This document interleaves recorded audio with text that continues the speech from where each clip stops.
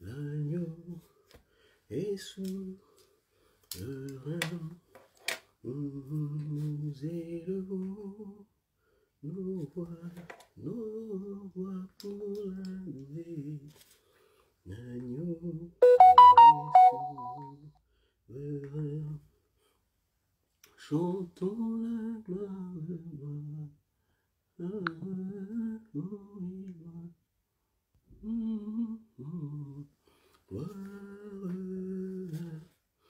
Agneau, chantons gloire.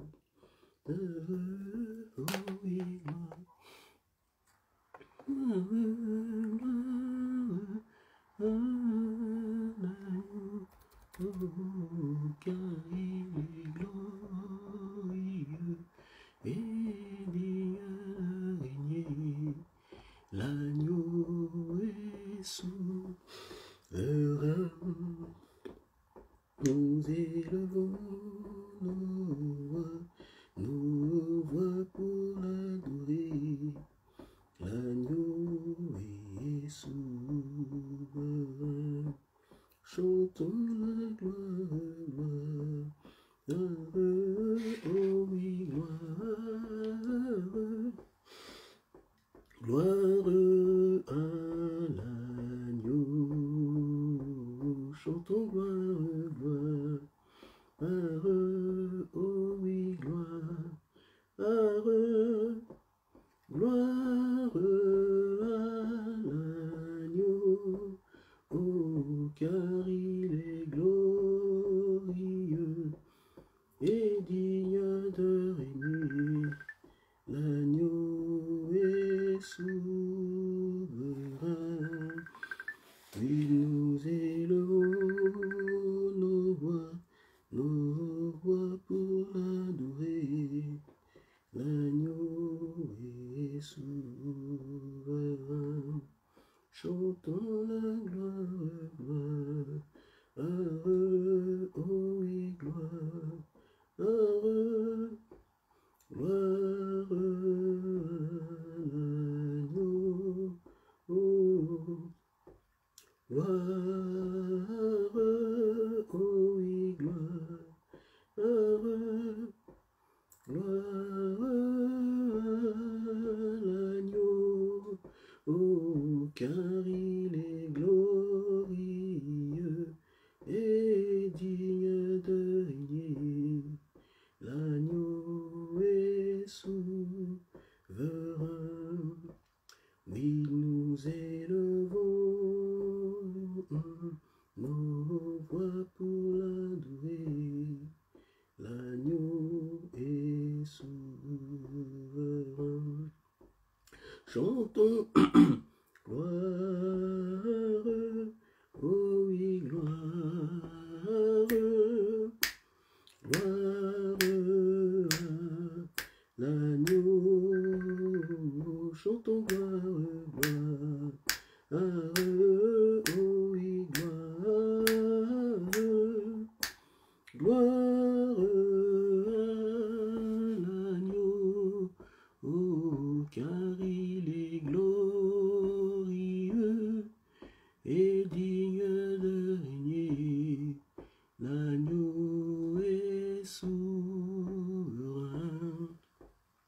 Oui, nous élevons nos voix pour l'adorer. L'agneau est souverain. Alléluia, bonjour, bonjour, bonjour. Bonjour mes bien-aimés, soyez les bienvenus à notre rendez-vous du dimanche. Alléluia, alléluia. Que notre Seigneur soit loué, que notre Seigneur soit béni, que notre Seigneur soit exalté. Et vraiment, nous bénissons notre Dieu pour tous ses bienfaits. Nous bénissons notre Dieu pour ses plans merveilleux. Nous bénissons notre Dieu pour sa fidélité. Alléluia. Car notre Dieu est fidèle. Nous bénissons notre Dieu pour tous les projets merveilleux qu'il a pour nous. Et nous bénissons notre Dieu parce qu'il combat pour nous. Amen. Vous savez, ça c'est vraiment extraordinaire ce que Dieu fait, parce que au moment où l'ennemi pense que la bataille est perdue, c'est là que Dieu renverse la situation. Amen. Et d'ailleurs, à l'image de notre Seigneur Jésus-Christ, lorsque Jésus était sur la croix, l'ennemi pensait qu'il avait vaincu, alors qu'en fait, il avait creusé sa tombe. Alléluia. Alors que c'était sa défaite. Gloire à Jésus-Christ. Alors, si vous comprenez bien le message d'aujourd'hui, quoique c'est la continuité du message de dimanche dernier, mais j'ai préféré mettre ce titre, « Mon Rédempteur se lèvera le dernier ». Amen. Mon Rédempteur se lèvera le dernier.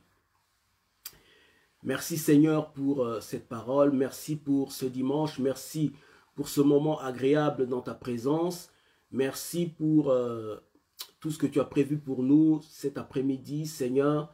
Merci pour tous les projets merveilleux que, Seigneur, tu as pour tes enfants, pour ton peuple sur la terre. Merci, Seigneur, pour le sang que tu as versé pour nous sur la croix.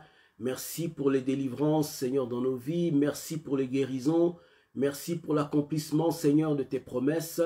Merci, Seigneur, parce que la lumière brille, va bientôt briller, Seigneur, sur ton peuple, Seigneur Dieu Tout-Puissant. Merci beaucoup, Roi de gloire. Merci beaucoup encore une fois. Seigneur, tu vas humilier, Seigneur, l'ennemi, Seigneur. Et tu vas montrer encore une fois, Seigneur, que ceux qui se confient en toi, Seigneur, ne seront point confus. Merci beaucoup, Père de gloire.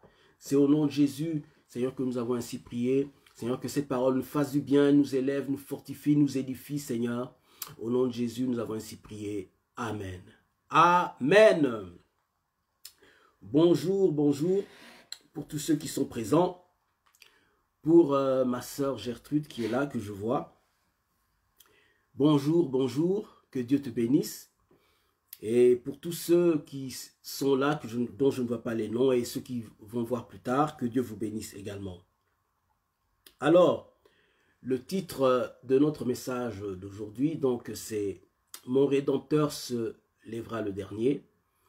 Mais pendant que je priais, juste avant le message, le Seigneur a glissé dans mon esprit quelque chose. Je pense que je vais commencer par là, et puis on verra bien sûr par la suite si le Seigneur veut bien qu'on continue avec ce que j'ai préparé tout à l'heure. Donc, nous allons aller dans Ésaïe 60.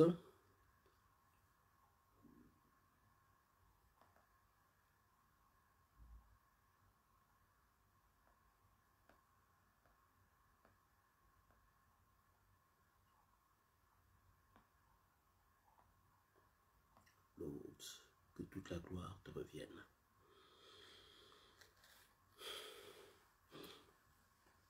Nous allons lire donc verset 1.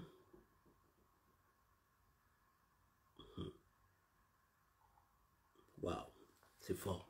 Nous allons commencer par le verset 1. Lève-toi, sois éclairé, car ta lumière arrive.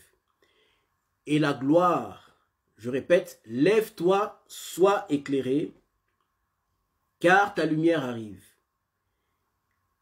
Et la gloire de l'Éternel se lève sur toi. Voici les ténèbres couvrent la terre et l'obscurité les peuples. Mais sur toi l'Éternel se lève, sur toi sa gloire apparaît.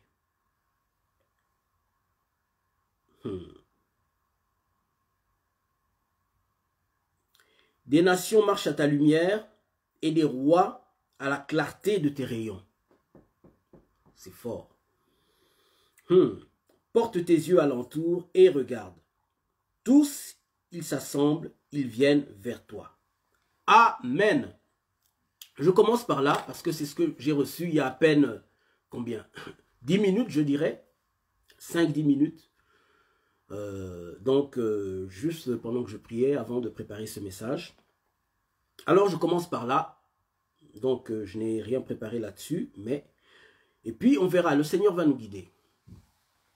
Et puis, s'il me permet donc de continuer avec ce que j'avais préparé tout à l'heure, donc je pense que... Mais ça s'aligne quand même, hein, c'est le même message, mais là, je viens de recevoir ceci, donc je commence par là, et puis après, on verra la suite. Amen. Alors, le titre donc de ce message, le verset premier, donc c'était « Je sais que mon Rédempteur est vivant et qu'il se lèvera le dernier. » Amen.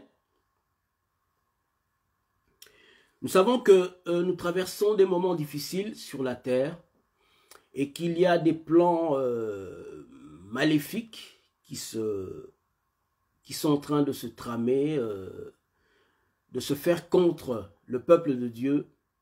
D'ailleurs, si vous savez, tout ce qui se fait aujourd'hui sur la terre,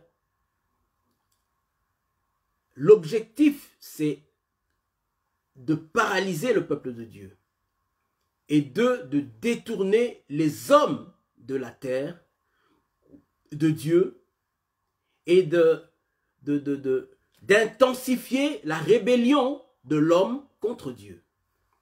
Et ce qu'ils veulent, c'est que toute la terre entière se rébelle contre Dieu.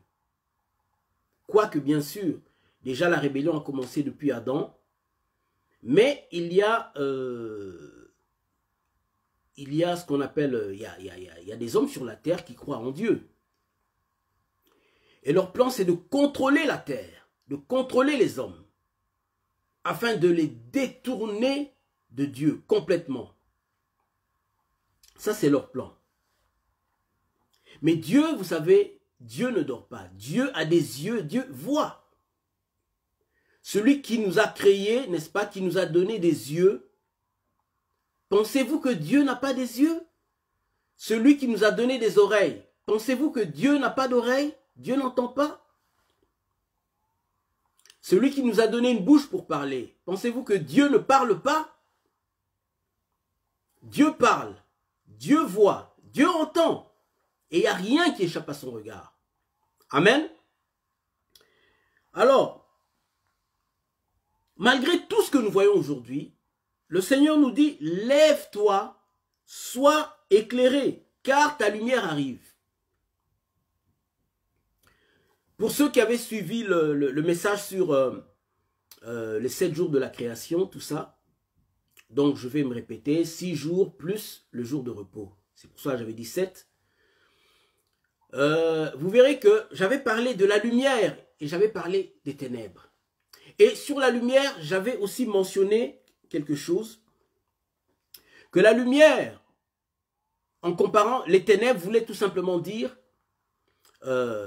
difficulté, ça pouvait représenter la maladie, ça pouvait représenter des problèmes financiers, ça pouvait représenter toutes sortes de difficultés que l'homme pourrait traverser sur la terre. Donc, c'était représenté par les ténèbres. Et la lumière, tout simplement, c'était donc la gloire, la réussite, le succès, la victoire, n'est-ce pas? La joie, la paix, l'abondance. Vous comprenez? Et Dieu, donc, qui marche avec son peuple et qui nous fait prospérer, qui nous donne la victoire dans tout ce que nous allons entreprendre. Surtout par rapport à notre guerre contre le royaume des ténèbres. Ça, nous devons le dire parce que depuis que nous sommes chrétiens, nous devons savoir que nous sommes en guerre. Le jour où tu es né de nouveau, tu as déclaré la guerre à Satan. Tu as déclaré la guerre au royaume des ténèbres. Alors, ici, le Seigneur qui nous dit, lève-toi, sois éclairé, car ta lumière arrive. Ta joie arrive. Les promesses de Dieu sur ta vie arrivent. Les promesses de Dieu sur l'Église arrivent. Et la gloire de l'Éternel se lève sur toi. Et puis il dit, voici les ténèbres couvrent la terre. J'ai bien dit les ténèbres, ce sont les douleurs, les souffrances, les difficultés. Et aujourd'hui déjà, ajouté à tous les problèmes qu'il y a dans ce monde, nous avons maintenant le coronavirus. Et les gens cherchent une solution. Quoique, bien sûr, nous savons que c'était quelque chose qui a été créé par les hommes. Malgré tout, ça crée des problèmes. Et les gens sont dans la panique. Il y a des gens qui sont dans le désespoir. Il y a des gens qui ont peur. Mais le Seigneur nous dit, voici, l'obscurité couvre les peuples. Les difficultés couvrent les peuples. Le doute couvre les peuples. Les gens ne savent pas où ça va finir. Les gens voient l'avenir en noir. Et je me rappelle un jour, ça c'était il y a longtemps quand même, au mois de... C'était mars-avril, je dirais. Avril-mai, par là. Lorsque le coronavirus avait fait vraiment... C'était en mars déjà, là où le coronavirus avait vraiment commencé à frapper fort. Au boulot, il y avait un collègue de travail, je l'ai vu, on a parlé, je lui ai dit, mais tu vas bien, comment ça va et tout? Et la réponse qu'il m'a donnée, il m'a dit, I'm still alive. Donc ça veut dire, oh, je suis encore vivant. Ou je dirais, je suis encore en vie. Cette réponse déjà révèle une peur. Il a peur, il ne sait pas combien de temps il lui reste. Il ne sait pas s'il va, il ne savait pas s'il allait attraper la maladie et mourir comme tous ceux qui sont morts. Ça révélait la peur en lui. Vous comprenez? Mais le Seigneur qui nous dit, l'obscurité couvre les peuples. Ils ne savent pas ce que l'avenir, je dirais, nous réserve. C'est comme si le monde est entré dans un tunnel tout noir et ne voit pas la fin du tunnel, ne voit pas la sortie du tunnel. Mais le Seigneur dit, sur toi sa gloire apparaît. La gloire de Dieu apparaît sur toi. Et puis il dit, et des rois. Il dit, pardon plutôt, verset 3, des nations marchent à ta lumière et des rois à la clarté de tes rayons. Waouh, c'est trop fort. Les nations marchent à ta lumière. C'est-à-dire, l'Église va arriver à un point où elle va commencer à apporter des réponses. Et pendant que le Seigneur me donnait ce passage, donc, il m'a rappelé deux grands personnages de la Bible. On dit personnages, mais ce sont des personnes qui ont existé. Joseph et Daniel. Joseph et Daniel étaient des gens qui ont apporté des solutions pendant leur vie, durant leur temps. À l'image de Joseph, l'Égypte, je dirais le monde, devait traverser un moment difficile, un moment de sécheresse. Et Dieu avait révélé à Daniel, d'abord avait révélé à Pharaon, n'est-ce pas? Pharaon qui ne comprenait pas le songe. Et Joseph a interprété le songe de Pharaon, qui voulait tout simplement dire que le monde allait passer par 7 ans de famine et le monde allait traverser aussi 7 ans d'abondance. Mais les 7 ans d'abondance passaient avant et les 7 ans de famine passaient après, qui étaient représentés par des vaches grosses, grasses et des vaches maigres. De l'autre côté, c'était des épis gras et des épis maigres. Et les vaches maigres avaient avalé les vaches grosses, comme les épis maigres avaient avalé les épis gras.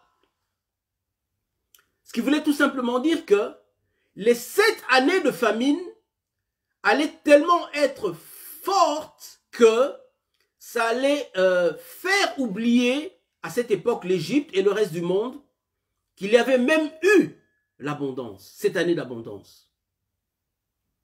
Comprenez? Et Dieu avait révélé cela à l'avance pour que durant l'abondance, que les gens se préparent, que les gens mettent de côté, n'est-ce pas, au lieu de tout manger, n'est-ce pas, de tout bousiller, mais plutôt de préparer et de mettre de côté du grain pour les 7 années de famine qui allaient arriver. Et ça, c'était, Dieu avait révélé justement pour apporter, parce que Dieu n'abandonne pas les hommes comme ça. Vous comprenez? Dieu n'abandonne pas le monde. Dieu n'abandonne pas la terre. Il a la solution. Mais il a il a voulu que la solution vienne par l'Église, par son peuple. De sorte que le monde voit que c'est Dieu qui agit et que Dieu n'abandonne pas le monde et que Dieu aime le monde. De sorte que le monde croit qu'il y a réellement un Dieu et que le monde croit que ce Dieu les aime, que ce monde croit et donne leur vie au Seigneur. Parce que si la solution vient juste comme ça, d'ailleurs, on a vu dans ce monde beaucoup de problèmes, mais il y a eu beaucoup de solutions aussi. Mais les solutions, quoi qu'en réalité, c'est Dieu qui avait amené des solutions, mais comme ces gens qui avaient reçu cette intelligence d'apporter les solutions à ces problèmes-là ne croyaient pas en Dieu, ils n'avaient pas rendu gloire à Dieu, ils n'avaient pas, disons, dit aux hommes que la réponse aux problèmes qu'ils avaient eu, c'était Dieu qui leur avait donné. Donc, ce qui a fait que les hommes ont juste pensé que non, c'était un homme intelligent, il nous a aidés. Ce sont des scientifiques intelligents. Ces scientifiques ont trouvé, par exemple, la solution pour telle maladie. Ces scientifiques ont trouvé la solution pour telle ou telle maladie. Il y a des maladies qui, dans les années passées, tuaient parce qu'il n'y avait pas de solution. Mais aujourd'hui, on a, par exemple, des remèdes pour certaines maladies qui, à une certaine époque, tuaient. Vous comprenez? Donc, mais comme c'était pas ça, les gens ne reconnaissaient pas que c'était Dieu qui leur avait donné cette intelligence-là, le monde était resté en quelque sorte dans les ténèbres tels qu'ils étaient. Mais aujourd'hui, Dieu permet que ces choses arrivent de sorte que le monde soit éclairé par l'Église. Comme ça, le monde comprendra que Dieu est réellement vivant et que Dieu aime le monde. Dieu aime les hommes. Afin que les hommes se tournent vers Dieu et que les hommes donnent leur cœur à Dieu. Alléluia. Et c'est pourquoi le Seigneur dit, sur toi la lumière arrive. Alors que les gens dans le monde se posent des questions sur tout ce qui se passe en ce moment, le Seigneur a déjà une solution. Parce que, quoique, il n'est pas l'auteur de ces problèmes, mais il a permis que ces problèmes arrivent. Afin que les cœurs des hommes se tournent vers lui. Vous comprenez? Alors ici, la Bible dit, les rois de la terre, les nations se marchent à ta lumière. Donc c'est nous, l'Église, qui allons apporter la solution au problème. Là encore, c'est juste que ce n'est que le début. Il y a beaucoup d'autres problèmes qui vont arriver. Vous comprenez? Et les deux arrivent en parallèle. Les problèmes et la solution. À l'époque de Daniel, le roi Nabuchodonosor, qui était un antichrist tout fait, mais qui s'est repenti. Le roi Nabuchodonosor qui voulait que le monde l'adore. Bien sûr, conseillé par les mauvais conseillers qu'il avait à l'époque. Ils lui ont dit, écoute, bâtis une statue, blablabla. Il avait vu bien sûr la statue d'abord. Et les gens l'ont conseillé de faire ces statues, que les gens l'adorent et tout. Et il l'a fait. Et il a voulu que le monde entier, tous ceux qui étaient là, l'adorent. Et ceux qui n'adoreraient pas la statue, n'est-ce pas, qui était l'image du roi Nabuchodonosor, allaient se faire tuer. Et lorsque, c'est pourquoi nous, enfants de Dieu, ne devons pas avoir peur, tout ce que nous voyons. Nous savons qu'ils sont en train de conspirer avec cette histoire de vaccin. Ils veulent nous rendre esclaves, mais ils ne pourront pas nous rendre esclaves, parce que nous sommes un peuple libre. Nous sommes un peuple libre. Nous sommes libres. Tous ceux qui sont en Jésus-Christ sont réellement libres, la Bible dit. Tous ceux qui sont affranchis déjà. Celui qui a Christ en lui est affranchi. Il est libre. On ne peut pas le rendre esclave. Et ils veulent rendre le monde esclave, contrôler le monde. Vous comprenez? Et les gens ont peur. C'est vrai que nous devons annoncer ces choses, avertir les gens, mais nous ne devons pas avoir peur. Et ils essayent par tous les moyens pour nous faire taire. J'avais dit la dernière fois comment mon compte YouTube avait été gelé pour une semaine. Il m'avait donné un avertissement et tout. Vous comprenez? Et entre parenthèses, là, cette semaine, le président Trump, en principe, la passation de pouvoir doit se passer le 20, ce qui est, je pense, mercredi. Mais ils veulent le retirer du pouvoir avant le jour de l'inauguration. Ça révèle une panique de leur part. Pourquoi? Mais la personne part. Donc, vous avez peur. Donc, c'est que vous savez qu'il y a quelque chose qui risquerait d'être révélé. Donc, vous savez que vous avez triché. Vous comprenez? Et ils essaient par tous les moyens pour fermer les comptes de ceux qui veulent parler et tout. Sur le coronavirus, sur le vaccin, je veux dire, et sur l'histoire du président Trump et tout. Parce qu'en fait, tout est lié. C'est un tout. Vous comprenez? Mais Dieu, la Bible dit, comme ce verset qui dit, « Mon Rédempteur est vivant et je sais qu'il se lèvera le dernier. » Alors, on dit, il dit, la gloire de l'Éternel se lève sur toi. Les nations marchent à ta lumière et les rois à la clarté de tes rayons. Donc, les autorités, par rapport au problème qui va arriver dans ce monde, ne sauront quoi faire. Vous savez, les hommes ont souvent, aujourd'hui, les hommes regardent au gouvernement. C'est le gouvernement qui doit faire ceci. Changeons de ministre. Parce que chez nous, c'est le Premier ministre. On change de Premier ministre. On ne voulait plus de Cameroun, mais maintenant on a choisi l'autre, comment ça s'appelle? C'était Theresa May qui est venue après. Après, non, on ne voulait plus Theresa May. Maintenant, bon, un autre est venu, c'est Boris Johnson. Avec le problème de l'histoire là de l'Europe, l'Union européenne et tout, pour les accords qu'il devait avoir, tout ça. Et le peuple regarde au gouvernement pour avoir des solutions. Dans le monde entier aujourd'hui, lorsqu'un politicien arrive, tout le monde dit, ok, quelle est sa politique, qu'est-ce qu'il va nous amener, est-ce qu'il va nous aider, on regarde, bon écoute, on va le voter parce que peut-être qu'il va nous aider par rapport à trouver des emplois ou ceci, toutes sortes de choses. On aura certains avantages,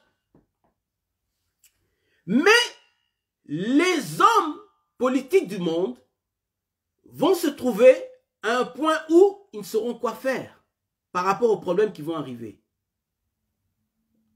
Alors, ici il dit, les nations marchent à ta lumière. Au lieu que les nations maintenant marchent à la lumière des politiciens, les nations vont marcher à la lumière de l'Église. Parce que les politiciens ne sauront quoi faire. Parce que et les politiciens eux-mêmes vont se tourner vers l'Église.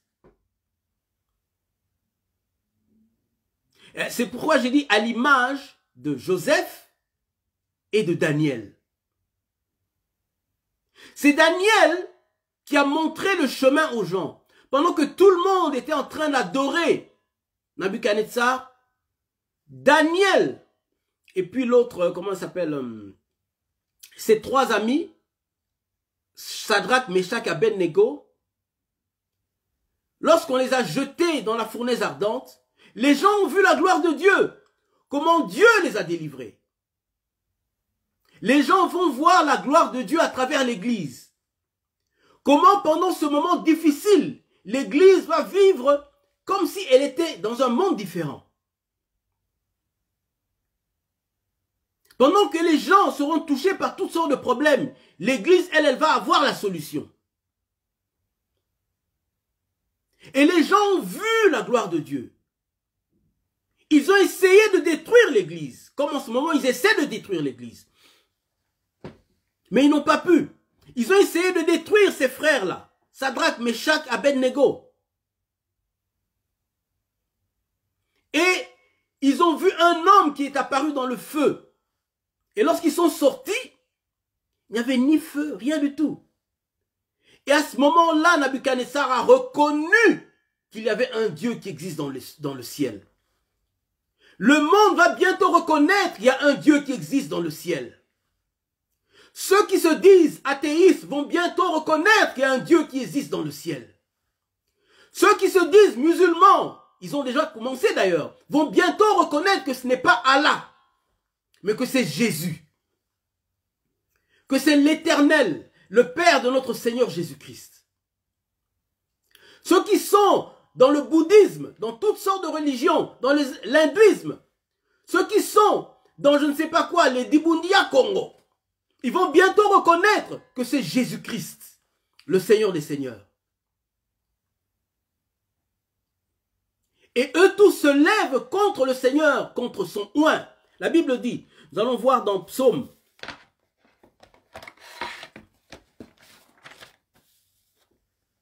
Dans Psaume 2:2.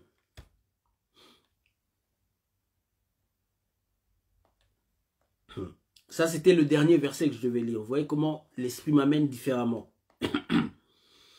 Glory to God.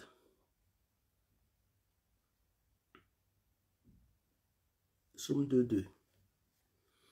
Il dit, pourquoi les rois de la terre se lèvent-ils et les princes se liguent-ils avec eux contre l'Éternel et contre son oint? Pourquoi les rois de la terre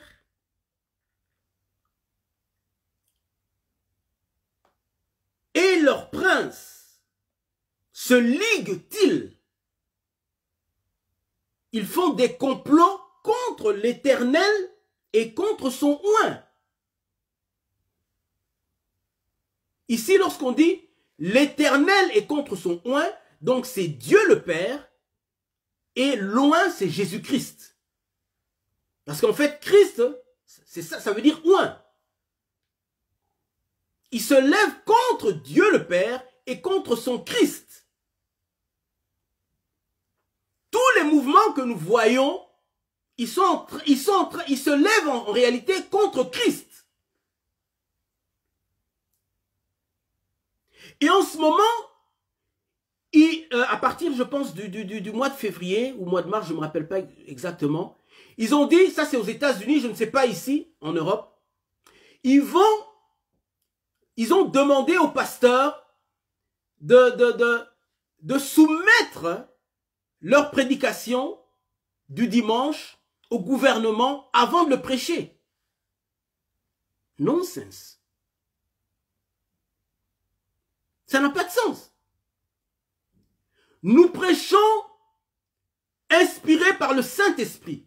Ce n'est pas le gouvernement qui doit nous dire ce que nous devons dire. Nous sommes serviteurs de Dieu, pas serviteurs des hommes.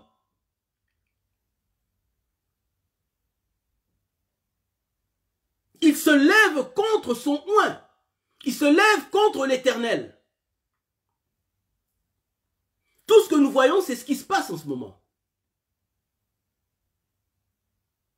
Ils ne disent pas ouvertement encore, mais tout ce qu'ils font, en fait, ils se lèvent contre l'Éternel et contre son oint.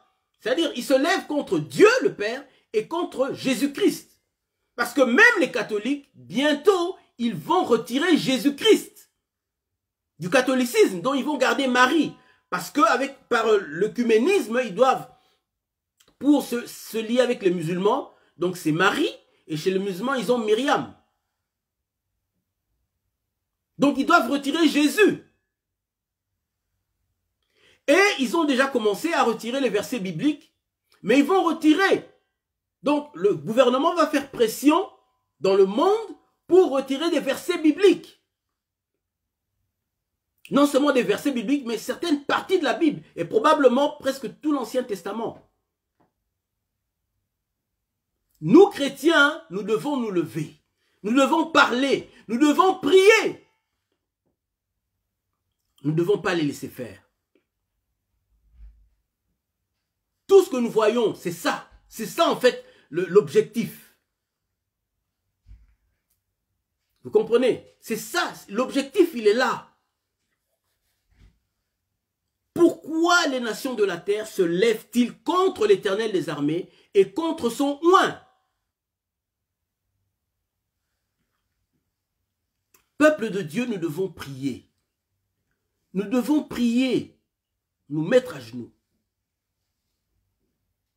Dieu va bientôt se lever et va les confondre. Dieu va les confondre.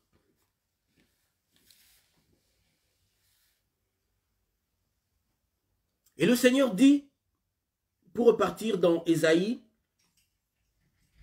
60, il dit, l'Éternel, la lumière se lève sur toi. Alléluia. Les ténèbres couvrent la terre, mais la lumière de l'Éternel, la gloire de l'Éternel se lève sur toi. Et verset 4, il dit, porte tes yeux alentour et regarde. Tous, ils s'assemblent, ils viennent vers toi. Tes fils arriveront de loin. Et tes filles seront portées sur les bras. Donc là, je ne vais pas là. Je m'arrête au verset 3. Alléluia. Donc c'est nous qui allons éclairer la terre. C'est nous qui allons ramener les gens sur le droit chemin. Aujourd'hui, les gens, avec l'aide des États-Unis, puisque comme c'est un pays puissant, tout ce que les États-Unis font, le monde suit. Lorsqu'ils ont voté la loi pour le mariage, comme on dit chez nous, same-sex marriage, donc le mariage des homosexuels, le monde a suivi. Les gens en Europe ont suivi, la France a suivi, l'Angleterre a suivi. Quoique les gens ont manifesté, mais les gens ont suivi. Ça aussi, c'est les ténèbres qui couvrent la terre. Mais lorsque les gens vont voir la gloire de Dieu à travers l'église du Seigneur, il dit ici, les gens vont marcher à la clarté de nos rayons. Donc, c'est nous qui allons montrer au monde le droit chemin. On va leur dire non, non, non, non, tu n'es pas né gay. Si tu es homme, tu es homme. Si tu es femme, tu es femme.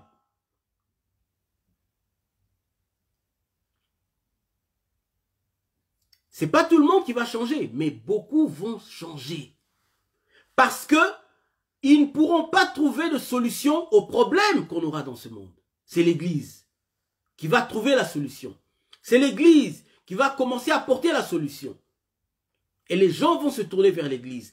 Même les gouvernements qui se lèvent contre l'Église seront obligés d'accepter les conseils de l'Église et de reconnaître qu'il y a un Dieu réellement qui existe. Comme Nabuchodonosor a reconnu qu'il y avait un Dieu. Lorsqu'ils ont vu eux-mêmes ce que Shadrach, Meshach, Abednego, comment Dieu les avait délivrés de ce feu. Et ils ont vu comment Daniel a été délivré de la fosse au lion. Ils ont reconnu qu'il y a un Dieu qui existe dans les cieux. Alléluia. Alors, je dis, nous allons lire maintenant le verset, le passage de Job 19, 27.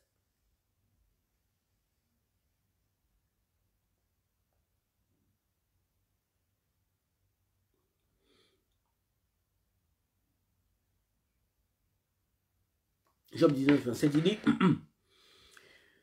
je le verrai et il me sera favorable. Attends.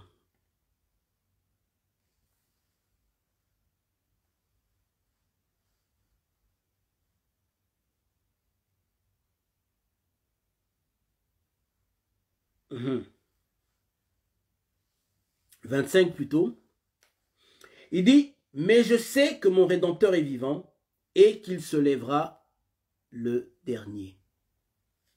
Amen. Je sais que mon Rédempteur est vivant et qu'il se lèvera le dernier. Nous vivons un temps critique. Avec cette histoire de vaccin, les gens ne savent plus quoi faire. Le gouvernement qui veut tout contrôler, qui veut forcer les gens à se faire vacciner. Et là, tout à l'heure, j'avais appris, je pense que c'était hier, qu'il y a des lois ils votent des nouvelles lois qui vont être mises en application à partir du mois de février sur les médias, YouTube, Facebook et tout. Ça va être compliqué, mais on n'a pas peur. Parce qu'ils veulent nous contrôler et nous empêcher de parler, de dire la vérité. Mais le Seigneur, c'est comme si on a l'impression que le Seigneur a perdu contrôle. Mais ici, Job dit, mon Rédempteur se lèvera le dernier. Et vous savez, l'histoire du président Trump, nous savons, pour ceux qui savent bien sûr, parce que tout le monde ne sait pas, Biden et les démocrates ont triché. Mais nous sommes en Angleterre, pourquoi on parle de Trump et de Biden? Parce qu'en réalité, Trump est un instrument que Dieu utilise pour empêcher comment on appelle, retenir, en fait, le mouvement de l'antichrist, en fait, du nouvel ordre mondial. Parce que le nouvel ordre mondial, c'est ce groupe-là, en fait, c'est de ce groupe, en fait, que l'antichrist va sortir. Et ce sont eux qui influencent le monde. Et Trump est le seul président au monde, à part le président, comme il s'appelle, Poutine, et puis l'autre, celui qui était président du Cuba, il est déjà mort, j'ai oublié, Castro, qui s'opposait au nouvel ordre mondial. Mais Castro, vous savez, je dirais, n'avait pas d'influence sur le monde. Même s'il s'est opposé, ce n'était pas vraiment un danger, parce qu'il n'avait pas beaucoup d'influence. Poutine, oui, mais pas vraiment parce que il est fort sur le plan armé, mais économiquement, ils ne sont pas vraiment forts comme les États-Unis. Et tous les présidents américains, tout au moins, pas les premiers qui étaient vraiment des présidents chrétiens, mais depuis notre époque, je dirais époque 1800, 1900, je ne sais pas encore, ou peut-être 1700, je ne sais pas, tous ces présidents-là étaient influencés par le nouvel ordre mondial. Je ne sais pas encore depuis quelle époque ils ont commencé. Mais depuis l'époque où ils ont commencé, le président Trump est le seul qui s'oppose au nouvel ordre mondial. Le seul. Et c'est pourquoi il a toutes sortes de problèmes. C'est pourquoi dans les médias, si vous suivez les médias, même aux États-Unis, vous allez voir que tous les médias, CNN et les autres médias, n'ont pas la même histoire que Fox News. Fox News, c'est le média qui est pro-présidentiel. Ils ne mentent pas, bien sûr, ils disent la vérité. Nous, chrétiens, bien sûr, qui savons, qui sommes éclairés par le Seigneur, avec tous les prophètes qui parlent, on sait, on connaît la vérité, que Trump a été choisi par Dieu. Et le vrai problème qui est là, c'est que si Trump ne passe pas, donc ça leur donne accès à continuer avec leur agenda dans le monde. En commençant par le vaccin, en contrôlant le monde entier, et par la suite, bien sûr, tuer des milliards de personnes, c'est leur plan aussi, à travers ce vaccin, et d'autres les contrôler, et ensuite faire sortir l'antichrist. Vous comprenez? Parce que l'antichrist ne sortira pas comme ça. Il doit être soutenu par des présidents. Parce que la Bible parle de 10 rois qui donneront leur pouvoir et leur puissance à la bête. Vous comprenez? L'Antichrist ne va pas venir comme ça, non. Ce sont des présidents et il y a des accords qui doivent être signés. Vous comprenez? Même dans la politique, vous verrez que un homme politique dans un parti n'est rien si son parti ne le soutient pas. Il ne fait pas cavalier seul. Donc l'Antichrist ne fera pas cavalier seul. Il y a 10 pays qui vont le soutenir. Alors, quand on parle de soutien, c'est quoi? C'est un soutien politique, un soutien économique et un soutien militaire. Parce que lorsqu'on parle de puissance, il y a la puissance économique et puissance militaire. Et la puissance politique, donc l'influence que ces pays ont dans le monde. Donc ça doit être des pays puissants. Et lui maintenant, il va être leur dirigeant. Alors, je ne sais pas s'il sera dirigeant d'un pays ou dirigeant tout simplement comme... ils vont former un groupe comme les Nations Unies, par exemple. Et il y a aussi comme l'OTAN, ou chez nous on dit NATO. Et l'OTAN, vous savez, c'est quoi? Donc, c'est l'organisation du traité Atlantique Nord. Donc, en anglais, North Atlantic Treaty Organization. Donc, l'organisation du traité d'Atlantique Nord. Alors, Atlantique Nord, donc, c'est tous les pays d'Europe qui sont au nord de l'Atlantique, inclus donc les États-Unis, le Canada. Tous ces pays-là ont fait un traité, ont signé un traité. Ils se sont mis d'accord. Et ils agissent comme un bloc. Et toute personne qui va attaquer l'un des pays, attaque tout le groupe. Aujourd'hui, l'OTAN comprend 29 pays. Donc, tout pays qui attaque un seul pays qui appartient à l'OTAN aura affaire à l'OTAN, c'est-à-dire à tous ces pays-là. Donc, les États-Unis, la France, l'Angleterre, l'Europe et tout. Et c'est pourquoi vous voyez que on a l'exemple. Il y a eu, lorsqu'il y a eu le 9/11, l'histoire de la tour aux États-Unis qui est tombée, c'est pas les États-Unis seulement qui sont allés combattre contre l'Irak. C'est tous les membres de l'OTAN. Les États-Unis, la France, l'Angleterre, l'Italie, l'Allemagne, tous ces pays-là. Donc, c'est ça. Ils ont fait ils ont des accords, des alliances. Et l'Antichrist va fonctionner avec des accords et des alliances. Et ce sont des pays puissants. Donc, pour qu'il passe à l'action, il ne va pas sortir comme ça, cavalier seul. Non.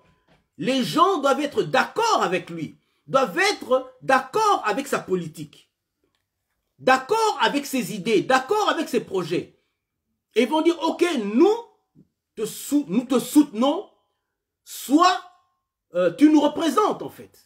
Parce que l'Antichrist, parce que lorsqu'ils le soutiennent en fait, l'Antichrist les représente devant le monde. Donc ils forment un bloc et l'Antichrist sera leur tête. Vous comprenez? Parce que sans ces pays-là, s'ils ne sont pas d'accord entre eux, l'Antichrist ne pourra pas. Il faut que ces pays se mettent d'accord. Il y a des accords qui doivent être signés. Et ils ne prendront pas des pays qui ne sont pas puissants. Donc tous ces pays-là doivent être puissants économiquement, militairement et politiquement. Vous comprenez? Alors pourquoi je dis ça? Parce que Trump, je vais lire dans 2 Thessaloniciens 2, verset 7.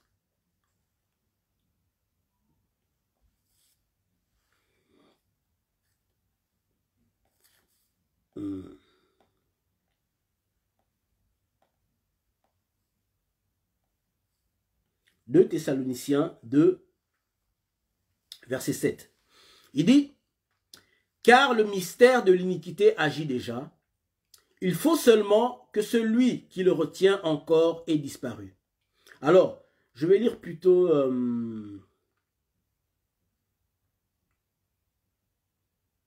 avant de lire le verset 7, je vais lire une chose. Voilà. Verset 2. verset 1 plutôt. Comme ça, vous comprenez pourquoi pour avoir une idée sur le verset 7. Il dit, pour ce qui concerne l'avènement de notre Seigneur Jésus-Christ et notre réunion avec lui, lorsqu'on dit l'avènement du Seigneur, vous savez que c'est la résurrection et l'enlèvement. Donc c'est ça. Il dit, pour ce qui concerne l'avènement de notre Seigneur Jésus-Christ et notre réunion avec lui, donc on sera réunis, on sera enlevés, on sera réunis avec lui par l'enlèvement. Nous vous prions, frères, de ne pas vous laisser facilement ébranler dans votre bon sens et de ne pas vous laisser troubler, soit par quelques inspirations, soit par quelques paroles ou par quelques lettres qu'on dirait venir de nous, comme si le jour du Seigneur était déjà là. Ok, il y a beaucoup de gens qui disent, le jour du Seigneur est déjà là, ou il va arriver à telle époque, ou ceci. Bon. Il dit que personne ne vous séduise d'aucune manière, car il faut que l'apostasie soit arrivée auparavant. Donc je disais, l'apostasie soit arrivée auparavant. L'apostasie, donc c'est l'abandon de la foi. Donc il y a des milliers de chrétiens qui vont abandonner la foi, et je dirais qui ont déjà abandonné la foi. Et peut-être ça va continuer. Il dit, il faut que l'apostasie arrive auparavant, et qu'on ait vu paraître l'homme du péché, le fils de la perdition. L'homme du péché, le fils de la perdition, c'est l'Antichrist. Il faut que lui apparaisse d'abord, avant que Christ revienne pour prendre son église, avant la résurrection des morts. Avant l'enlèvement, il doit apparaître d'abord. Ok? Alors, maintenant, le verset 7 qui dit maintenant, puis il dit, bon, continuons verset 5, 4 plutôt. L'adversaire qui s'élève au-dessus de tout ce qu'on adore, de tout ce qu'on appelle Dieu. C'est ça. Donc, il s'élève contre Dieu. Tout à l'heure, on avait lu dans Psaume, pourquoi les nations se lèvent-ils, complotent-ils contre l'Éternel et contre son oint, qui est Jésus-Christ. En se levant contre nous, en nous attaquant, il se lève contre son oint, parce que nous avons sur nous l'onction. C'est ça, nous avons l'onction. Nous portons Christ en nous. Nous portons Christ avec nous. Et dans le monde spirituel, lorsque nous marchons, les gens voient Christ. C'est pourquoi ils nous attaquent. Ils n'attaquent pas les chrétiens pour rien. Ils n'attaquent pas Israël pour rien. Même si Israël aujourd'hui est encore sous l'assoupissement. Mais c'est toujours le peuple de Dieu parce que Jésus-Christ va régner sur Jérusalem. C'est d'ailleurs 1000 ans. Jérusalem sera la capitale du monde entier, de toute la terre. Et c'est pourquoi l'Antichrist veut aller s'asseoir dans le temple à Jérusalem. Parce que c'est là où Jésus doit régner. Vous comprenez? Le diable a voulu prendre le trône de Dieu dans le ciel. Il a été rejeté. Maintenant, il veut prendre le trône de Dieu sur la terre qui sera à Jérusalem. Parce que c'est là que Jésus va régner pendant 1000 ans.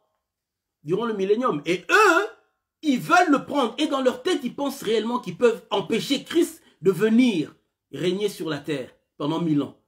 Ils veulent prendre la terre pour eux. Pour dire que maintenant, toi tu as le ciel, nous on a la terre. Les gens se disent, mais la terre pourquoi? Qu'est-ce que la terre? Parce qu'en réalité, Dieu va quitter son trône dans le ciel pour venir s'installer sur la terre pour toujours. Après les 1000 ans, Dieu va venir. La Bible dit, la nouvelle Jérusalem céleste, là où Dieu habite, va descendre sur la terre et va rester sur la terre. Et Dieu, bien sûr, va recréer la terre. Comme Jean a dit, je vis une nouvelle terre et de nouveaux cieux. Il va recréer la terre et le ciel. Et Dieu va venir s'installer sur la terre. Il quitte son trône dans le ciel pour venir s'installer sur la terre pour toujours. Et c'est pourquoi eux, ils veulent cette terre. Ils veulent cette terre. Et ils pensent que Dieu ne pourra pas venir à cause d'eux. N'importe quoi. Dans le ciel, on vous a déjà chassé. Vous pensez, on vous a chassé ici aussi. Et Jésus vous a vaincu d'ailleurs. Anyway, il vous a vaincu.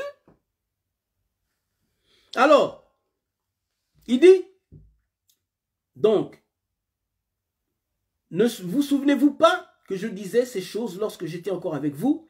Et maintenant, vous savez que celui qui le retient afin qu'il ne paraisse qu'en son temps, car le mystère de l'iniquité agit déjà, et il faut seulement que celui qui le retient encore ait disparu.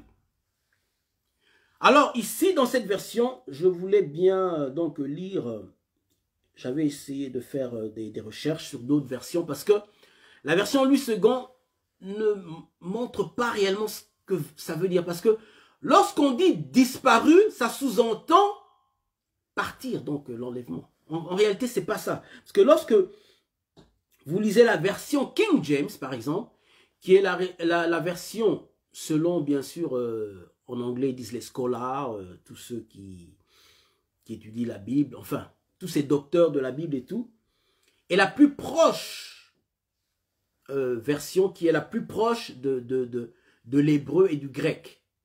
Parce que ces écrits ont été écrits en hébreu et en grec. Donc, ils ont été traduits en plusieurs langues.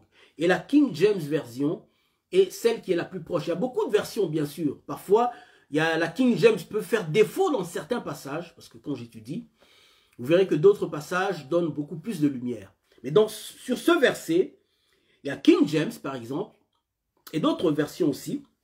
Là, ici, par exemple, dans King James, ils disent « For the mystery of iniquity doth already work. Doth already work. Only he who now left will let until he be taken out of the way. » Donc, ça veut tout simplement dire, ici, ils disent « taken out of the way ». Donc, retirer du chemin ou celui qui l'empêche soit ôté de devant lui, n'est-ce pas? Je ne vais pas traduire littéralement, mais il y a la version par contre français courant, donc qui parle un peu exactement comme King James. Il dit « La puissance secrète de la méchanceté est déjà à l'œuvre. Seulement, elle ne sera pleinement que lorsque celui qui la retienne encore lui laissera la voie libre. » C'est ça. Il dit, celui qui retient la puissance de l'iniquité, la puissance de la rébellion dans le monde, n'est-ce pas, lui laisse la voie libre. C'est ça. Et si vous vous rappelez, dimanche dernier, j'avais dit, l'Église, rien que par sa présence, n'empêche pas l'Antichrist de se manifester. Parce que l'esprit de l'Antichrist agit déjà et est entré dans l'Église. J'avais expliqué. Lorsqu'on voit dans l'Église aujourd'hui la pornographie, c'est l'esprit de l'Antichrist pour retirer ton onction. Lorsqu'on voit dans l'Église la rébellion, lorsqu'on voit dans l'Église les gens, l'idolâtrie, c'est l'esprit de l'Antichrist. Vous comprenez? Adorer des idoles, adorer d'autres dieux, c'est adorer le diable carrément. Parce que l'Antichrist veut détourner toute personne de Dieu et prendre la place de Dieu. Lorsqu'on vous donne une idole, cette idole prend la place de Dieu. En fait, l'idole, ça représente tout simplement le diable. Vous comprenez? Alors, l'Antichrist agit déjà, même dans l'Église. Donc, la présence seule de l'Église n'empêche pas l'Antichrist, puisqu'il agit déjà. Mais pour qu'il paraisse, pour qu'il commence à dominer le monde sur le plan politique, parce que là maintenant, c'est politique, militaire et maintenant religieux. N'est-ce pas? Il doit avoir l'accès. Alors, pour arriver à faire ça, j'avais expliqué tout à l'heure, il y a 10 présidents, 10 autorités, 10 pays qui vont le soutenir. J'avais donné l'exemple, il y a l'OTAN, il y a les Nations Unies. Donc, c'est comme ça que ça va fonctionner.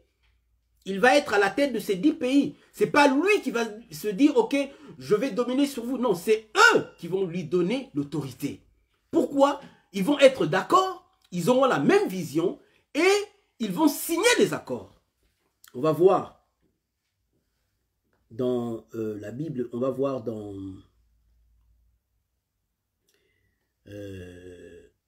Apocalypse 17, 12 et 13.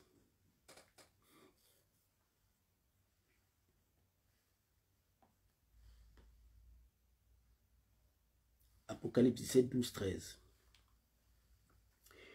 Ok, il dit, les 10 cornes que tu as vues sont 10 rois qui n'ont pas encore reçu de royaume. Donc ce sont, à l'époque de Jean bien sûr, 10 rois, donc, mais qui reçoivent autorité comme roi pendant 1 heure avec la bête. Ils ont un même dessein. Ils ont un même dessein. Ils ont la même vision. Éradiquer Israël, éradiquer l'Église. Ils ont un même dessein. Et puis il dit, et ils donnent leur puissance et leur autorité à la bête. C'est pas la bête qui vient comme ça, il prend, non. C'est 10 rois, 10 pays qui sont puissants militairement, puissants économiquement, influents dans le monde, sur le plan politique. Ils vont donner leur puissance et leur pouvoir à la bête. Et ils vont dire, nous te soutenons, nous sommes d'accord avec toi, représente-nous dans le monde, nous sommes d'accord avec toi. Vous comprenez? 10 pays. Et maintenant, comment ils donnent leur pouvoir? C'est par des accords. Quoique, dans ces accords-là, sur le plan, c'est-à-dire, étant des hommes, il y a toujours, comment on appelle, vous pouvez avoir une même vision, mais vous n'êtes pas d'accord en tout, n'est-ce pas? Je donne juste un exemple tout simple. Aujourd'hui, nous avons l'Angleterre qui est sortie de l'Europe, je dirais de l'Union européenne. Mais, lorsqu'ils étaient un tout, ils formaient ce bloc de l'Union européenne, avec l'Angleterre inclus. C'est comme s'ils étaient d'accord en tout. Ils étaient d'accord dans certains trucs, mais pas en tout. Aujourd'hui, ils ne sont plus d'accord, ils sont sortis, mais ils sont toujours d'accord, par exemple, avec l'OTAN. Parce que si un pays attaque l'Angleterre aujourd'hui, l'OTAN va agir. Et les pays de l'OTAN, la majorité des pays de l'Europe font partie de l'OTAN. Même ils ne sont pas d'accord sur le plan économique aujourd'hui, mais sur le plan militaire, ils sont toujours d'accord. Parce qu'ils font partie toujours de l'OTAN. L'Angleterre n'est pas sortie de l'OTAN.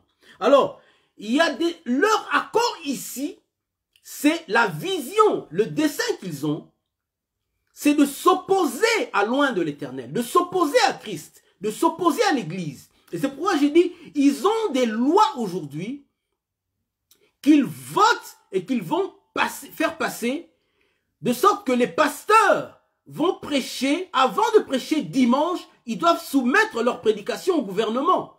Ce qui veut dire que le pasteur ne pourra, sera sous contrôle de l'État et ne pourra pas prêcher, par exemple, contre l'homosexualité, ne pourra pas prêcher contre l'avortement, ne pourra pas prêcher contre toutes sortes, tout ce qui les dérange. Vous comprenez? Ce sont des accords que tous ces pays doivent signer. Et ils veulent contrôler. Ils ont la même vision.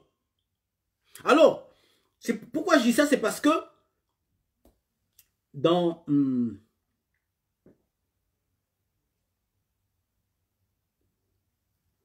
livre de Daniel, est-ce que j'avais noté ça?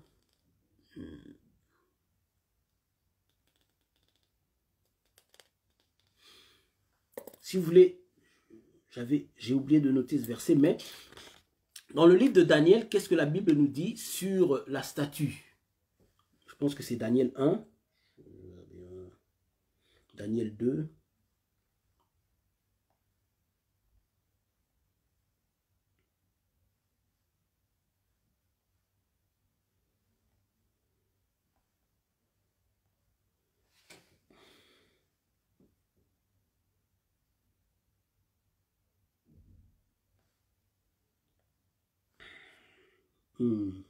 Daniel 2. Alors, il dit, il vit le verset 42. Je dirais, je vais commencer à partir du verset 41. Et comme tu as vu les pieds et les orteils en partie d'argile, de potier et en partie de fer. Ce royaume sera divisé, mais il y aura en lui quelque chose de la force du fer, parce que tu as vu le fer mêlé à l'argile. Et comme les doigts des pieds, vous comprenez, quand on parle des doigts des pieds, ils sont 10. Donc 10 rois qui forment un tout, un royaume. Il dit, et comme les doigts de pied étaient en partie de fer et en partie d'argile, ce royaume sera en partie fort et en partie fragile. Tu as vu le fer mêlé à l'argile parce qu'ils se mêleront par des alliances humaines, mais ils ne seront point unis l'un à l'autre, de même que le fer ne s'allie point à l'argile. Donc, chacun en fait gardera ses propres intérêts, excepté l'intérêt commun qu'ils auront de détruire le peuple de Dieu sur la terre. L'intérêt commun qu'ils auront de se rebeller en bloc contre Dieu et de s'attaquer à tous ceux qui reconnaîtront Jésus-Christ comme Seigneur dans ce monde, qui reconnaîtront le Père, le Dieu Tout-Puissant, qu'il y a un seul Dieu véritable, Dieu le Père, Jésus-Christ le seul Seigneur et le Saint-Esprit le seul Esprit. Ils auront le même dessein. Vous savez, la France, dans les temps passés, comme Israël d'ailleurs, chaque roi était ordonné par un prophète. Et chez nous d'ailleurs en Angleterre, lorsque la reine ou tous les rois sont ordonnés par les prêtres. Donc il y a Dieu qui est toujours là. Aujourd'hui, lorsqu'on voit un pays comme la France qui s'appelle laïque, donc ils ont séparé Dieu et l'Église. C'est la même image qu'on voit dans la Bible. Lorsque Israël avait rejeté Dieu en disant « Nous voulons un roi qui marche devant nous ». Ils n'avaient pas encore de roi. Et ils ont dit « Nous voulons un roi qui marche devant nous ». Et ils ont choisi Saül. Saül qui était venu un peu trop tôt d'ailleurs, parce que ce n'était pas la volonté de Dieu. Et qu'est-ce que Dieu a dit à Samuel? Ce n'est pas toi qui le rejette, mais c'est moi. Dans des pays comme la France et d'autres pays, beaucoup d'autres pays d'Europe, lorsqu'ils disent nous sommes un pays laïque, ils ne comprennent pas. Les gens ne savent pas en réalité ce que c'est. Ils séparent Dieu de l'Église, c'est-à-dire ils ne veulent pas du règne de Dieu. Ils ne veulent pas que Dieu règne sur nous. Et la Bible dit, Jésus-Christ a dit, amenez devant moi tous ceux qui ne voulaient pas que je règne sur eux. Et il les tua tous. C'est écrit dans la Bible. Lorsque Jésus-Christ, il a donné cette parabole, lorsque le Fils de l'homme est allé s'investir de l'autorité royale, n'est-ce pas?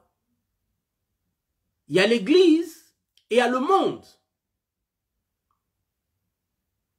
Et parmi les rois du monde, il y a beaucoup qui se sont rebellés contre lui, qui ont refusé l'évangile. Parce que lorsqu'ils refusent l'évangile dans leur pays, ils refusent justement que Dieu règne sur eux. Lorsqu'ils mettent des lois qui s'opposent à Dieu, ils refusent que Dieu règne sur eux.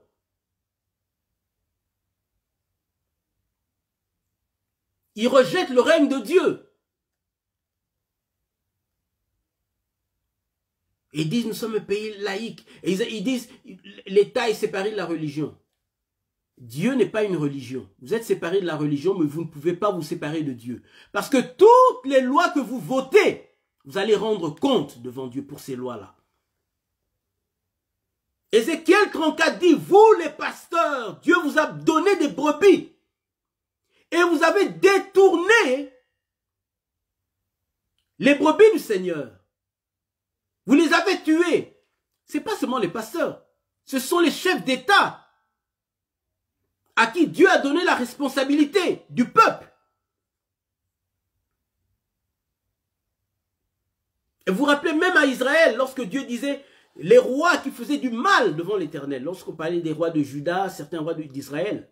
Et l'Éternel reprochait le roi et dit, vous avez fait pécher le peuple. lorsque vous faites passer des lois telles que mariage homosexuel, vous faites pécher le peuple.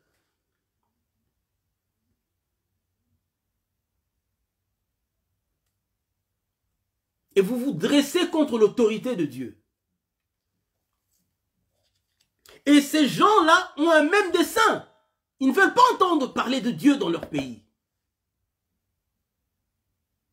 Ils ont un même dessein avec l'Antichrist. Et ils vont le soutenir.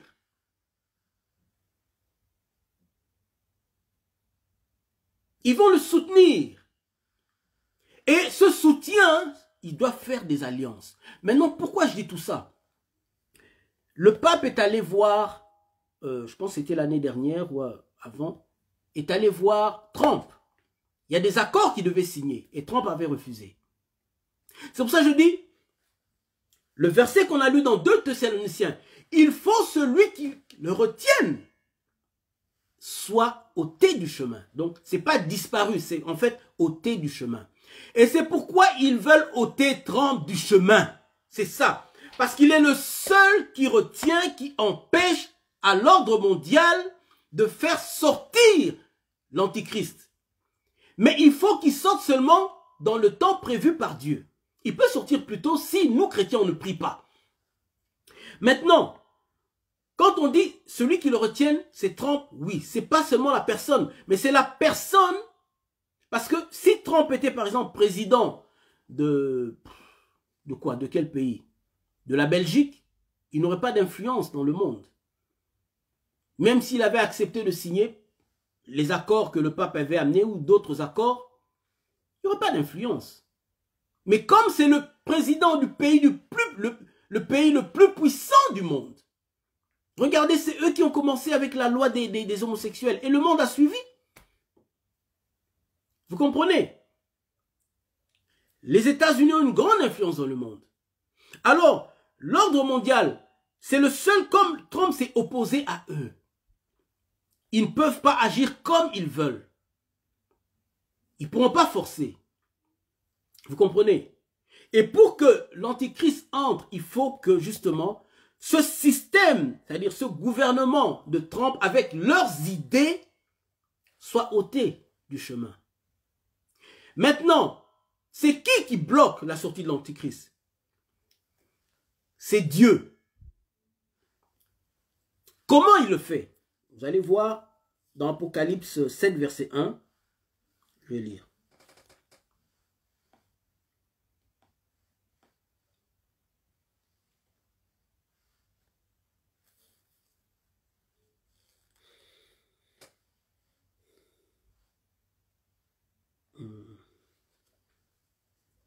Après cela, je vis quatre anges, debout aux 4 coins de la terre. Ils retenaient les 4 vents de la terre, afin qu'il ne soufflât point de vent sur la terre, ni sur la mer, ni sur aucun arbre.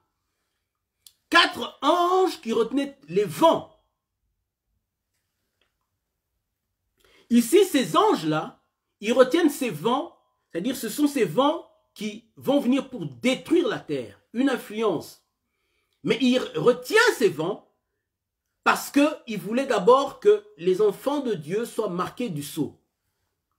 Ça nous montre que la personne qui retient l'Antichrist, sa sortie, c'est un archange. Vous comprenez? Alors, quand on parle de vent, c'est quoi? Parce que le vent, c'est ce qui influence. Lorsque le vent souffle, ça amène la poussière, ça amène toutes sortes de choses. Ça, c'est sur le plan physique. Ça amène la chaleur. Il peut faire chaud, par exemple. S'il y a un vent froid qui vient, ça change le temps. Et pourtant, il fait chaud. Mais comme il y a un vent froid qui vient de la Russie, par exemple, le temps change, la température change.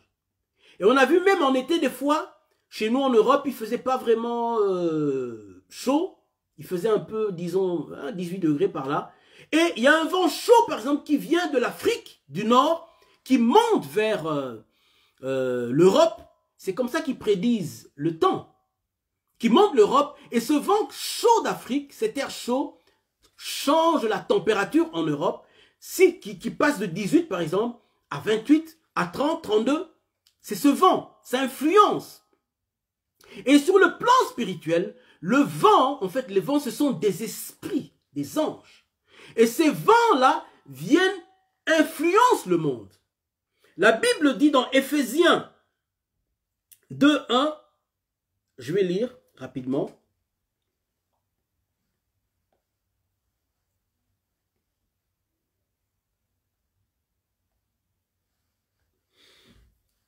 Il dit, vous étiez morts par vos offenses et par vos péchés, dans lesquels vous marchiez autrefois, selon le train de ce monde, selon le prince de la puissance de l'air. Le vent, c'est une puissance qui est dans l'air. Et le prince de la puissance de l'air, c'est le diable. Le vent, en fait, ce sont des influences mauvaises. Ça peut être une bonne influence, ça peut aussi être une mauvaise influence. Et ceux qui sont en train de bloquer justement l'influence de l'Antéchrist dans le monde, quoique ça a déjà commencé, mais cette grande influence qui va arriver pour séduire le monde, ils sont en train de bloquer, d'empêcher. Parce qu'il va venir avec la puissance de la séduction, n'est-ce pas? La puissance d'envoûtement. Et tout ça, c'est cet ange-là ou ces anges-là qui empêchent. Mais maintenant, ces anges, comment? C'est Dieu qui agit, qui envoie ces anges. Mais comment ça marche? C'est par la prière de l'Église. Vous comprenez? C'est pas par la présence de l'Église, c'est par la prière de l'Église. Pour ceux, bien sûr, qui sont aware, qui sont conscients, les vrais, quand je dis les chrétiens vraiment qui marchent selon l'esprit, qui prient et qui sont éclairés, qui font des prières prophétiques. Pas ceux qui prient pour le matériel. On ne dit pas qu'on ne peut pas prier pour le matériel, mais qui sont seulement focalisés sur le matériel. Ils sont déjà par terre, endormis. Parce qu'ils ne savent même pas quel temps nous sommes. Ils ne savent même pas. Seuls ceux qui sont éveillés, qui sont des sentinelles, qui savent dans quel temps nous sommes et qui sont en train de prier, d'intercéder. Et le président Trump, justement, et par nos prières, maintenant, l'ange le bloque. Mais comment l'ange agit? C'est par justement un système qu'ils établissent sur la terre pour contrecarrer leur système, le système de l'Antichrist. Vous comprenez maintenant? Qui sont ces 10 royaumes qui fonctionnent par des alliances, par des accords. Et les États-Unis, maintenant, ne veulent pas se lier à eux.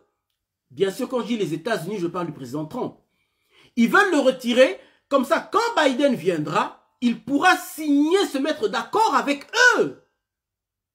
Et comme les États-Unis est un pays puissant, influent, ils pourront influencer le reste du monde avec leur policy, c'est-à-dire leur politique destructive. Et c'est pourquoi Trump a beaucoup de problèmes, parce qu'il est le seul contre tous. En fait, ce qu'il y a là, ce n'est pas Trump et Biden, c'est la lumière et les ténèbres. C'est ça que les gens ne comprennent pas. Et ils sont en train de s'en mêler, oh, raciste. Non, non, c'est la lumière et les ténèbres. Trump étant instrument de Dieu, avec sa politique, et l'autre groupe étant instrument du diable. Et d'ailleurs, même ceux qui étaient avant Trump n'étaient même pas instruments de Dieu eux-mêmes. Ils étaient tous corrompus. Vous comprenez? Et maintenant, je disais, et vous comprenez pourquoi? Maintenant, nos prières touchent Dieu. Dieu envoie ses anges. Et il y a un système avec l'aide des anges qui est créé à travers l'homme que Dieu a choisi pour empêcher ces gens-là de faire passer leur politique. Vous comprenez? C'est ça. C'est ça en fait. C'est pourquoi on dit Trump. Je disais que Trump est celui qui le retient. Ce n'est pas la personne seulement, mais c'est tout le système qui vient avec lui. Et maintenant, plus il dure, plus ça les empêche, ça les handicape. C'est pourquoi il est impératif pour nous de continuer à prier. Moi, je ne désespère pas.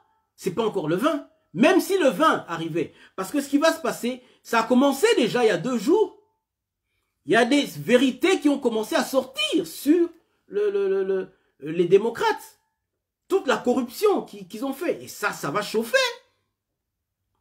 Et lorsqu'il y a une prophétesse, ce matin, j'écoutais, elle parlait, elle disait que voilà, le Seigneur lui a dit que non, Trump va continuer 4 ans. Ça risquerait de prendre un peu de temps à cause de ce qui se passe en ce moment, mais ça a commencé déjà. Et quand j'ai écouté, mon esprit en moi a sursauté, boum.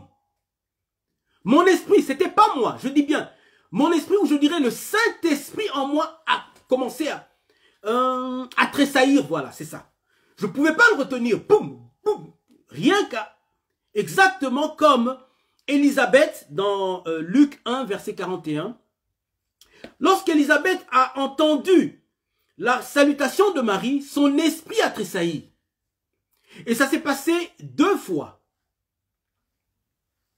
Ça, c'était ce matin. Et il y a 3 jours, je pense 3 jours à peu près, je regardais une vidéo. En fait, je regardais même pas la vidéo en fait. Hein, je voyais, j'étais en train de zapper, enfin de voir les vidéos sur YouTube et tout. Et j'ai vu une vidéo où il y avait un titre sur Bride Get Ready. Donc, c'est en anglais, ça veut dire épouse, prépare-toi. Mais je n'ai même pas en fait, sans avoir écouté ce que le monsieur voulait dire, rien qu'en lisant ces paroles, le Saint-Esprit en moi a tressailli. C'était incroyable, difficile à expliquer. Rien qu'en lisant. Et le Saint-Esprit me faisait comprendre. C'est-à-dire, c'est ça. Tu lis quelque chose et parce que tu lis, tu entends la voix de Dieu. C'était même pas mes oreilles, c'était même pas mes pensées, même pas moi, mais le Saint-Esprit en moi. Donc moi, je n'avais rien compris, mais c'est comme l'Esprit, il y avait connexion. Et Élisabeth n'avait pas compris lorsqu'elle avait vu Marie. Mais son enfant, Jean-Baptiste, était encore bébé, avait compris, oui, je viens devant toi, j'ai été envoyé pour toi, le Sauveur. J'ai été envoyé pour toi. Et Marie, pardon, Élisabeth, lorsqu'elle a vu Marie, l'enfant tressaillit de joie. Boum! Et Marie a été remplie, Élisabeth a été remplie du Saint-Esprit, elle a commencé à prophétiser. Et le Saint-Esprit a tressailli en moi encore. Ça, c'était il y a 2-3 jours. Rien que Bride Get Ready. J'ai compris que le Seigneur nous disait, tu comprends? Le temps est proche pour l'épouse. Le temps est proche où la gloire de Dieu va éclater dans l'église. Mais seulement ceux qui ont une vie de consécration. Rappelez-vous, j'avais parlé, tous ces derniers temps, j'ai parlé de la consécration, comment il faut se donner parce qu'il y a des choses qui arrivent. Bien aimé, le temps est proche parce que je n'ai jamais ressenti ce que j'ai ressenti ces 2 jours-là. Je peux écouter une prophétie, j'écoute, bon, ok. Mais là, franchement, l'esprit, c'est comme si l'esprit commençait à bondir en moi, bondir, comme s'il dansait en moi, le Saint-Esprit bondir en moi. Rien que, après avoir lu Bride Get Ready, donc église, prépare-toi, épouse, prépare-toi. Et ensuite, lorsque la prophétesse a parlé de Trump, qu'il allait encore régner et tout, mon esprit, boum, Trump va régner, donc I believe it, je crois. Et je crois que Dieu est en train de secouer la situation, de changer la situation. Et le monde sera étonné. Et Trump, s'il règne, donc c'est ça, on aura encore des années où leur plan maléfique sera retenu. Quoi qu'ils vont essayer, mais, comme on a vu tout à l'heure dans Isaïe 60, on aura le dessus. L'église aura le dessus. Et on va les repousser au loin. Ils vont venir, mais on va repousser les ténèbres avec la lumière. Les ténèbres vont venir, mais nous, on va les repousser. On va les vaincre. Et ils ne pourront pas faire avancer leur projet comme ils avaient planifié. Donc c'est ça en fait. Et c'est ça, c'est pourquoi j'ai donné le titre « Mon Rédempteur se lèvera le dernier ». savez, on a l'impression que la bataille est perdue, mais Dieu n'a pas dit son dernier mot. Alléluia. Dieu n'a pas dit son dernier mot. C'est ça. Dieu n'a pas dit son dernier mot. Et quel que soit le temps que ça va prendre entre ces jours-ci, l'inauguration, il peut même être inauguré. Et après quelques jours, pouf, il saute. Pourquoi? À cause du scandale qui commence à exploser déjà. Ça a déjà commencé il y a 2 jours, je pense. Et ça va continuer. Donc, Dieu est fidèle. Dieu est fidèle. Donc, nous nous arrêtons là aujourd'hui. Et voilà, donc, que Dieu vous bénisse. Merci encore une fois pour tous ceux qui sont là, qui ont regardé live. Merci à ma petite sœur Mamie Ndoudi, que Dieu te bénisse. Merci à ma sœur Tidé. Merci à mon frère Papi Tamba que je vois là. Et tous les autres bien-aimés qui me suivent, dont je ne vois pas les noms. Et bien sûr, tous ceux aussi qui vont suivre plus tard. Merci beaucoup. Que Dieu vous bénisse. Et restons dans la prière, car la victoire est nôtre. Nous avons la victoire. Nous avons la victoire. Amen. Voilà. Merci Seigneur, Dieu Tout-Puissant, pour cette parole. Merci beaucoup que vraiment cette parole demeure dans nos cœurs et fasse du bien à tous ceux qui vont écouter, Seigneur, et fortifie ton peuple, fortifie ton Église. Merci pour les grandes choses, les bonnes choses que tu as préparées pour nous, Seigneur. Aide-nous, Seigneur, à saisir ce flambeau que tu veux nous donner. Aide-nous à saisir, Seigneur éternel, ce flambeau que nos pères ont laissé, les prophètes du temps ancien, Moïse, Élie, les apôtres, Seigneur, que nous puissions saisir ce flambeau et marcher dans la gloire, marcher dans la victoire, marcher dans cette mission, Seigneur, que tu nous as donnée, Seigneur, à nous, cette génération. Oui, Seigneur éternel, et aide-nous, Seigneur, vraiment, dans cette victoire déjà qui est gagnée, à entrer, à marcher dans cette victoire, dans cette gloire que tu as préparée pour nous. Merci beaucoup, Seigneur. Et dans cette période, Seigneur, aide-nous à toujours glorifier ton nom, à ne pas faire comme beaucoup malheureusement ont pris la gloire pour eux-mêmes, mais que la gloire te revienne entièrement, Seigneur. Encore une fois, merci. C'est au nom de Jésus, Père éternel, que nous avons ainsi prié et nous disons Amen. Amen, amen, amen.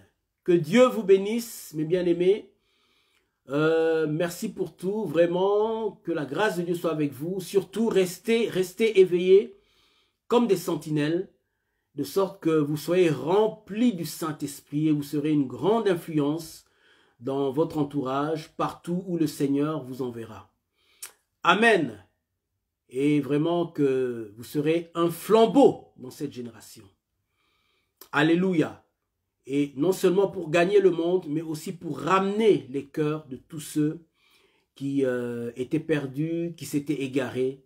Parce que Dieu est un Dieu d'amour, un Dieu de miséricorde. Amen. Que Dieu vous bénisse. À plus tard. Bye bye.